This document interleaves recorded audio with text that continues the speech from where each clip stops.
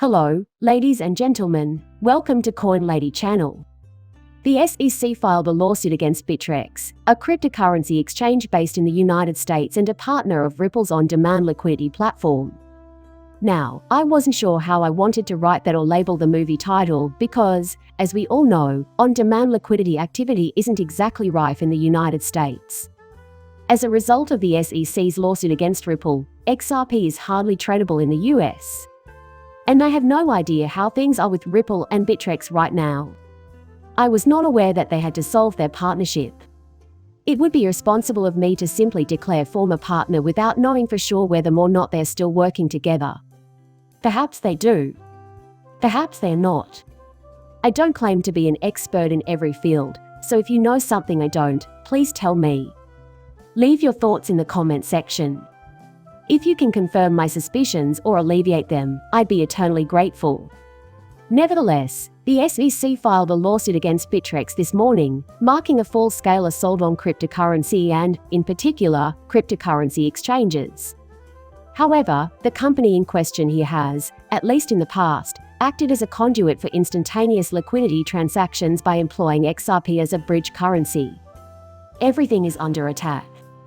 Here's the latest information, as promised. Furthermore, the hypocrisy displayed here is completely ridiculous. In fact, I'll say it right off the bat because it really gets my biscuits all ablaze about this chick. Dictator and supreme leader of North Korea, Kim Jong-un. Some years ago, when he was still a professor at MIT, he was praising a certain cryptocurrency and the many business applications it may have, including how it might be useful for a company like Uber or Lyft, among others. And now that he's running the SEC, he's accusing Bittrex of selling that cryptocurrency as a security. No, seriously. It's the most insulting rubbish you could ever imagine. So, let's dissect it a bit. But there is something I need to clarify before we go any further. I have zero experience in either the law or finance. Neither legal nor financial counsel is being provided by me. And you should not make any financial decisions based on what I write or say. Just a hobbyist here that occasionally posts films to YouTube on various crypto-related topics. Now, before we get into that, there are a few things I need to say. A headline appears on your screen. No, I won't be checking out that article. I shot some video. Just a few days ago, I uploaded what may have been my final movie to Blockworks. However, the main point is as follows. For the time being, XRP is not supported by Ripple's new liquidity hub. I prepared a video that's over 20 minutes long explaining it all. I also felt compelled to let you know that John Deaton and I co-hosted a Twitter Spaces event earlier today. Neither of us had ever done so before. Many of you probably already know what it is, but I'll explain it anyway in case you don't. I know there are those of you who will not even consider joining the Twitter cesspool. Despite what I just told you, that's where the XRP community is based. It's worth thinking about because you can have a lot of fun with it. If someone bothers you by spewing nonsensical blather and you'd rather not engage with them, you can simply block them. You are not obligated to be like them, either. Putting that aside, though, John Deaton and I never hosted, and the show was a bit of a circus for the first 20 minutes. I was there promptly at 2 o'clock, and if you were there too, you know what went down. Time zone Central Standard. That's when today's drama began. And the issue was one of cash flow. That's why we set out to accomplish this. John Deaton made contact with me. Want to host Twitter Places and others with me, he asks. Since we're familiar with this procedure, we're ready to proceed. It sounded like a lot of fun to me. Okay, let's move on with this. That's why I showed up on time. It was actually Attorney Deaton who arranged everything. As a result, I was elevated to the position of co-host, which is distinct from that of host. But in any case, I made it there right on time at 2:00 p.m.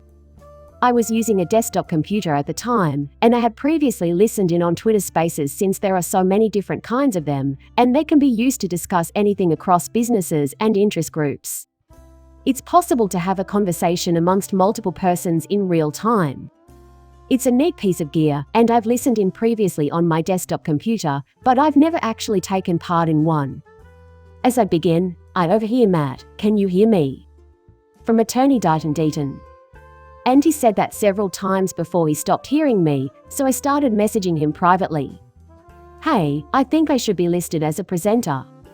I can't get it to function." And then, after a while, he simply began acting.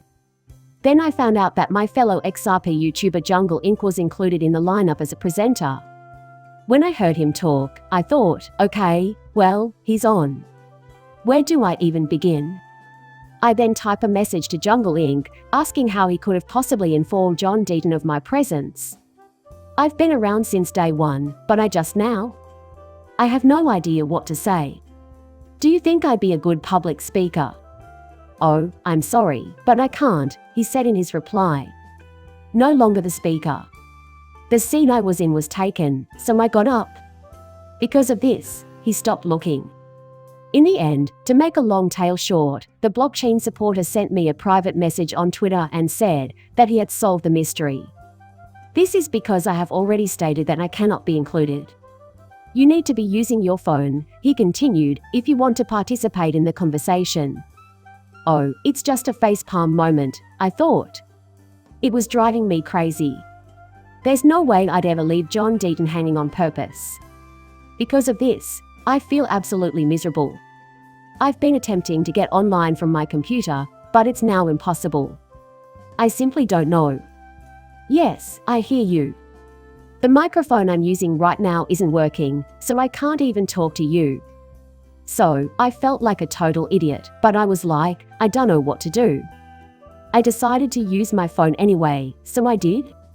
So, once again, I appreciate the blockchain supporter for informing me. Now that that's out of the way, though, the Spaces event is fantastic. There's a lot of deep, interesting talk among the community members. Thanks to everyone who stuck around for the first 20 minutes or so of what was essentially a circus act, since it actually turned out to be pretty good. Yes, I believe that to be the case. Since I now know that the only method to host a Twitter space is from a mobile phone, I may wind up doing it myself at some point in the future. Anyway, I just wanted to say something, and I'm sorry that anyone had to go through that. Another reason I wanted to mention this quickly was this. I don't want to repeat anything I said in the video when I was discussing this or all that has already been said about this on the Spaces. I should add that Ripple's chief legal officer, Stuart Alderoty, was aware that John Deaton and I were holding this event. Here, then, is yesterday's tweet from Deaton's law practice. He said, "I think a Twitter Spaces is warranted Moonlambo after hearing the news that Ripple's liquidity hub would not support XRP." Stuart Alderoty, Ripple's chief legal officer, retweeted that and said he couldn't join the Spaces today but wanted to clarify some questions on our newest product, Liquidity Hub. He tagged me there, and Moonlambo and I will host, but all opinions are welcome. An enterprise fund is a potential liquidity provider. The US consumer market does not carry this product. The market for XRP is thin. When we can guarantee a positive experience for our users, we will gladly include support for XRP in Liquidity Hub. There has been no ambiguity from our product team. Liquidity Hub was designed to allow users to gain access to liquidity for any cryptocurrency, not just XRP. Tokens such as Bitcoin, Ethereum, and stablecoin are in high demand from our target Liquidity Hub customers, who are mostly US-based institutions. We exist solely to meet the needs of our patrons. In addition, as we mentioned in our earlier piece, XRP lacks regulatory clarity in the United States, which is crucial for enterprise customers. Hub On Demand Liquidity has used XRP for years and will continue to use it as a comparison to other forms of on-demand and liquidity. Each quarter, we report sales of XRP to on-demand liquidity customers for incorporation into the offering, which is doing well around the world. Therefore, I prefer to keep the discussion on this topic brief. Since he elaborated on the situation here, and I believe that if there is regulatory certainty, XRP is ultimately going to be used in Liquidity Hub as well, I thought it would be helpful to give his perspective. The Twitter conversation has been recorded in case you're interested in listening to it. Just look for this tweet or visit John Deaton's profile on Twitter and you'll see it displayed there.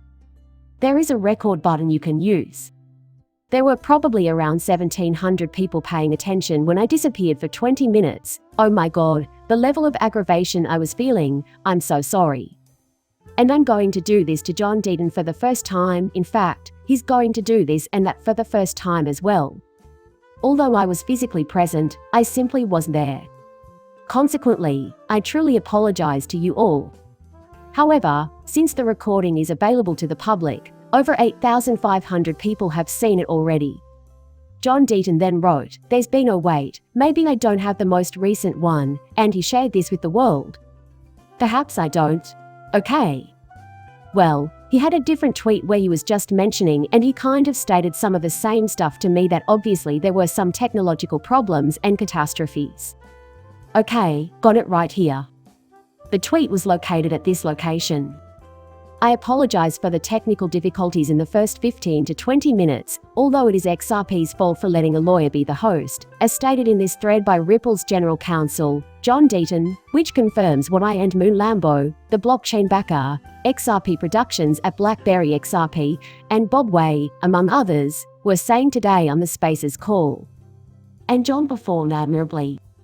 In all honesty, he did an excellent job. I regret this since I didn't want to disappoint him. Then what? It's life, man. Let's discuss this, but as far as you know, we need to go after Bittrex. What a total and utter disaster. What a total and utter embarrassment. This means that Bittrex is now working with Ripple as an official business partner. The news was made public on August 16, 2018. So, read on for some Ripple wisdom. The screen labeled this entry as part of Ripple's official blog series. In this instance, XRapid adds 3 new trading partners. And I only need to talk about this short section at the top. It was written by them. We're happy to share the news that as of today, Bittrex will be the digital asset exchange of choice for XRapid transactions settled in US dollars. In addition, when exchanging Mexican pesos for Philippine pesos, users will favor Bitso and Coins, PHFX. For those of you who are relatively new to XRP and the XRP community, let me point out that XRapid is on-demand liquidity and was formerly known as such before undergoing a rebranding. It's the same thing under a different name. On-demand liquidity is a relatively new term for this. The 16th of August, 2018, is when the news first came out. That was around 1.5 months before the official launch of XRapid. This was, thus, only the test phase at the moment. And around this time a year ago is when the trial program started up. If memory serves, that was somewhere in the latter half of 2017. That means Bittrex is on board. Even though they mentioned it here, I'm still not sure why, but I'll bring it up anyhow. Although it was intended that Bittrex serve as the digital asset exchange of choice for XRapid transactions involving the United States, Bitstamp, a different on-demand liquidity partner, wound up handling the vast majority of these trades. Bittrex was supposed to be the primary exchange, but I have no idea how many transactions really occurred through them. I'm not sure what changed, but that appears to be the case. The majority of it was processed by Bitstamp. I'm merely proposing this as a possibility. I can't fathom why that's the case. But today we hear that Bittrex is being targeted by the Securities and Exchange Commission. This, then, is the official website of the Southeastern Conference. The Securities and Exchange Commission has filed accusations against Bittrex and its former CEO for operating as an unregistered exchange broker and clearing agency. And, well, this is what Bittrex had to say about that. Oh, I'm sorry, I'm jumping the gun again. Bittrex announced their departure from the United States a few weeks ago, citing regulatory uncertainty as the primary reason. The source of that is unclear. Now that we know the SEC is suing Bittrex, I suspect that the SEC first served Bittrex with a Wells notice, signaling their intention to litigate. Even yet, the SEC did issue a Wells notice to Coinbase, informing the company that it planned to file suit. And as far as I'm concerned, this is just a formality under Gensler's administration because the votes are already there. Again, this is just conjecture on my part, but I suppose they received a Wells notice and then were like, yeah, let's get the hell out of here afterward. And now we can observe the procedure involved in that. We are, they insist emphatically. That, at least, is what I'm assuming. However, here is what Bittrex had to say about it. Something like this should be showing up on your screen right now, and this is gross because Bittrex was trying its hardest to play by the rules, but it wasn't permitted to play by the rules because there are no guidelines provided by the SEC. They simply invented on the fly. This is what Bittrex had to say then.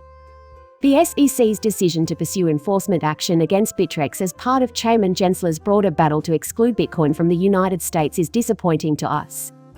The SEC's enforcement-first approach to cryptocurrency regulation will have a chilling effect on blockchain technology and innovation in the United States.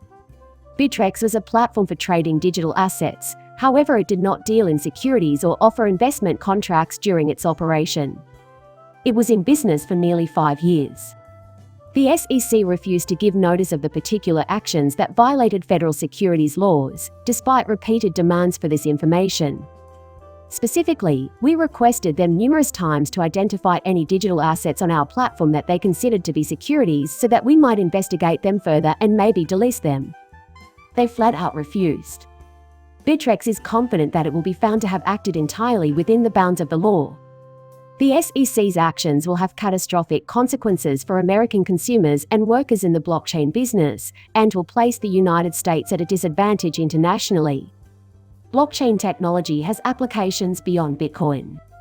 To which the lawyer Jeremy Hogan replied, so the SEC let Bittrex sell unregistered securities for years, and we're still supposed to believe it's about investor protection.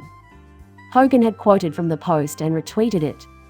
Indeed, you make a valid point. This is not about safeguarding investors, as I think we can all agree. This is an unlawful expansion of legal authority. Forget about the investors. It runs counter to the SEC's stated purpose of safeguarding investors and facilitating the growth of the economy through more capital formation. Okay, that settles it. That's ostensibly why the SEC exists. That is not going to occur. John Deaton, an attorney, retweeted this and commented, just utterly. Then he posted an emoji that looked like a genuine puke. And he's completely right and un-American in that regard. Well put, District Attorney Deaton. Also, there was this other John Reed Stark who existed on the side. That's the name from before, right? Is it a name you recognize at this point? This individual is a former SEC employee. He's an attorney and one of the few people left who openly supports the SEC despite having previously worked there. In my experience, attorneys who leave the SEC either disagree with the present approach or remain silent. This, however, is an exception. John Reed Stark is on the SEC side, and so on and so forth. In light of this information, he published the following newsflash. Newsflash, the SEC has begun cracking down on cryptocurrency exchanges, and it appears that the SEC is taking no prisoners, suggesting that cryptocurrency trading platforms and the like may soon be unable to operate in the United States in their current form. That was retweeted by Attorney Deaton, who made the following observation. For one thing, judges have been somewhat offended by the SEC's attitude and behavior in recent cases involving litigation actions taken by the SEC. So, lawyer Deaton recorded the judge's comments in Ripple, quote, "The SEC lacks true commitment to the law," end quote. The judge publicly criticized the SEC in the library for using insufficient grayscale. According to the court, the SEC's arguments are illogical. The judge in Voyager severely criticized the SEC for its lack of integrity. In this case, the SEC is doomed to failure. And I agree with Attorney Deaton, there is no such thing as a perfect judicial system. In a word, no. I do believe that justice is served the vast majority of the time, and I mean that statement in a very broad sense. What has been done must be final. And I believe it's very obvious that judges, on the whole, are impartial. They are independent of Congress and any authority held by politicians or government employees. They must be, or else the plan would fail. Also, that would be blatantly obvious. Let me be clear, I do not think this is ideal. I'm not trying to imply that nothing awful ever occurs. Sometimes, the truth about questionable dealings, relationships, or anything else comes to light. I'm just saying generally speaking that it's not something we need to worry about. So, once again, we can't change the past. That's why courts consistently rule against the SEC and say judges like that are a bunch of punk-ass bitches. That sums it up nicely. That's a proven fact. This is a paraphrase. No rephrasing whatsoever. They aren't actually saying it, I'm sure. That much, at least, is clear from the tone of their conversation. Also, have a look at this guy. He's a lawyer who tweets as @MetaLawman. And I've been writing about him quite a bit recently. Simply said, I find his perspectives extremely engaging and thought-provoking. I recently read the SEC's 56-page complaint filed against Bittrex, so I have a good grasp of what's going on. What follows is essential information. Bittrex Inc., Bittrex Global GmbH, and Bittrex co-founder William Shahara all named as defendants in the lawsuit. By the way, may I pause there for a moment? Don't be shy about asking for help. Someone, somewhere, has to know. Why the hell would they make something illegal? Bittrex has been operating for 9 years, so what took the lawyers so long? Don't act like this. 9 whole years, man. Bittrex was established in 2014. I mean, seriously. In retrospect, I suspect that the SEC had no idea what to do with cryptocurrencies. Even more so because it was in its infancy at the time. When there is a constant turnover of leadership, ideas and priorities shift. You know, the strategy now is different than it was when that jerk was in charge. Clayton J. That's already very horrible. That's much, much worse. So the way it's approached is more or less like, who's in charge right now? That's logical, right? There is no fairness or uniformity. It's like a steamer for my veggies. Then the metal man sent a letter. The SEC alleges that 6 tokens were improperly marketed as securities in the lawsuit. The list is somewhat varied. The 6 tokens were then identified by name. I currently have some Algorand, another cryptocurrency. To what extent do you need to be reminded? In a word, yes. My biggest investment is in XRP, the cryptocurrency I like the most. However, I'm concerned that Kim Jong-Gensler may next target one of my other coins. In addition, I'm considering holding Dash as well. You may think this is ridiculous, but I currently possess around 30 different types of cryptocurrency. Almost never do any of them enter my mind. I just hold them and observe. I disagree with the rest of them. Actually, I have no idea what 3 of them are. However, considering that there are over 20,000 distinct cryptocurrencies, this really shouldn't come as much of a surprise.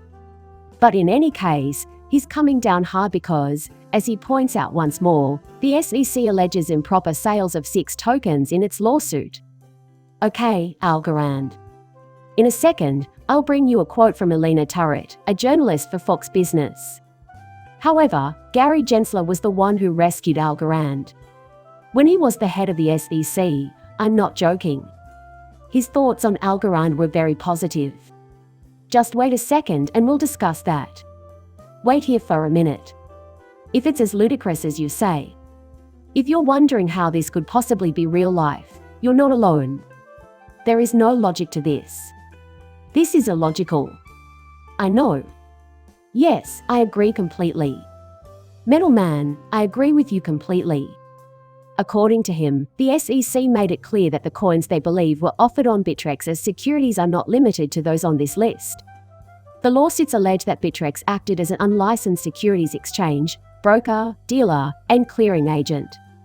The SEC asserts that Shahara, as a control person of Bittrex, is personally liable for each of these claims. The complaint relies on questionable communications that could hurt Bittrex if they decide to battle the SEC, as is customary in such circumstances. Since Bittrex has decided to leave the US market, they may reach a settlement with the SEC. I was just stating that because I suppose that's why they departed a few minutes ago. They expected to be sued and prepared for it. They are saying things like, yeah, screw this anyway, as if everything were resolved. Finally, he concludes, this is yet another piece of evidence that the SEC intends to try to shut down every crypto exchange operating in the United States. There are 6 tokens included in the complaint, and we must now select which ones to delist. I can see how it's simpler when there's only one coin, but now that the assault is in full swing, you have to worry. In this case, XRP was used. I agree that we should remove it from the list just in case. That sounds like the legally sound thing to do. We're currently in the USA.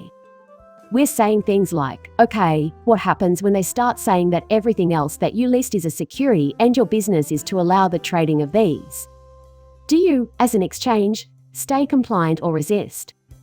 Our cryptocurrency exchange is there for delisting Algorand and all other cryptocurrency holders.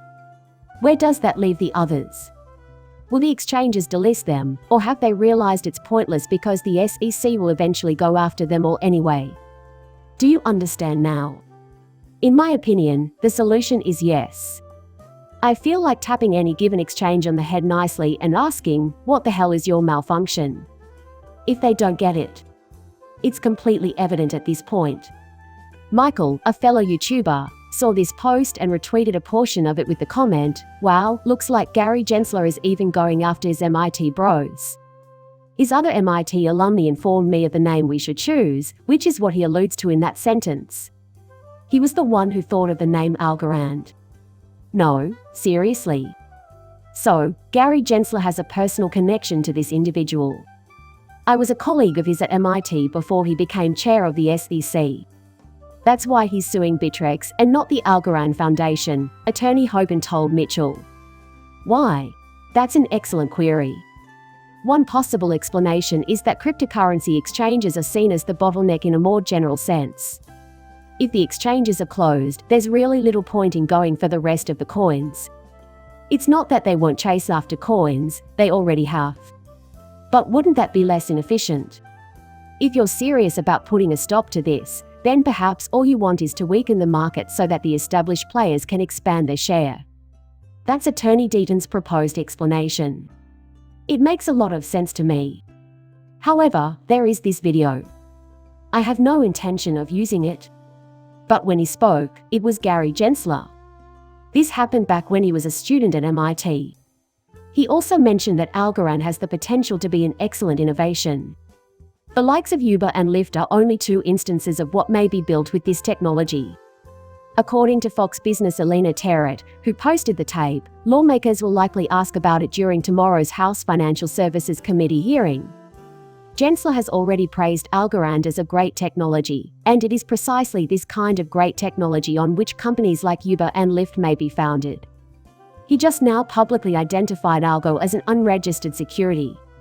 Okay, this much I know my buddies and I already know. As an RRP community, we have been paying close attention to this nonsense for over 2 years. However, this is a full-scale attack. All assets other than Bitcoin are securities, according to Gary Gensler. Nothing can be done to stop this. The situation is only going to worsen. Let's see what the heck develops. So, you're going to tell me what you think, right? I hate to be the bearer of bad news, but I think that is the case. I'm an optimist, but I believe that my optimism is warranted. I feel like my feet are firmly planted on the ground here. Only the SEC is currently making mistakes in judgment. What must be done, I believe, will be just in the end. In what way? As far as the law is concerned, I think it will work out the way it should. Since the SEC is clearly out to hurt investors, all we can do is bear the discomfort and uncertainty that comes with worrying how badly our finances could be affected. That being the case, we must endure it. But I still think it's fair to hold out hope for the best. No matter what, it will get done. This is the case, then? Give me your feedback. I think this is a good place to end. No, I don't give out financial advice. Nothing I say or write should be used as a basis for making financial transactions. In the end, please like and subscribe my channel. See you later, bye.